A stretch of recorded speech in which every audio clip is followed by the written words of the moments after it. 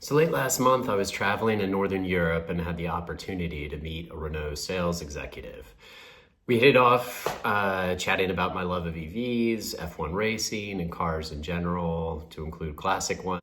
During our conversations, I raised that my personal belief was that Nissan was dead weight on Renault, as it's a relatively low quality brand, and their best hope for survival was an EV renaissance, to basically bring new life to themselves. And I felt like that was already kind of happening with the Aria, which is I think a sleeper hit for Nissan, but they don't really invest in it nearly as much as they need to. I said they were already on their way with the Aria, but he stopped me in my tracks and said that Nissan's partnership with Renault was airtight, and that while it was an interesting announcement, it caught Renault and its executives across the board by surprise, because the agreement with Nissan is airtight,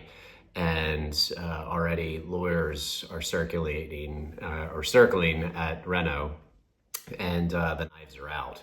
So he said that this merger talk of Nissan and Honda getting together was just rumor at this point, because again, their agreement with Renault is airtight, and there would have to be a lot of legal wrangling for them to get out of that agreement and then partner with Honda. It didn't sound like Renault was very interested in partnering with Honda themselves. As you may or may not know, Nissan and Mitsubishi have been partnered with Renault for some time.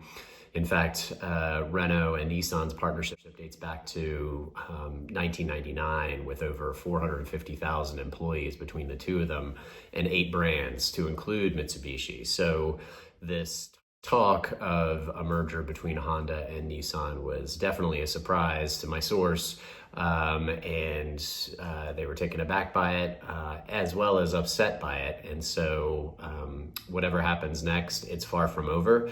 So get out your popcorn, sit back, and it's going to take a while, and let me know what you think in the comments.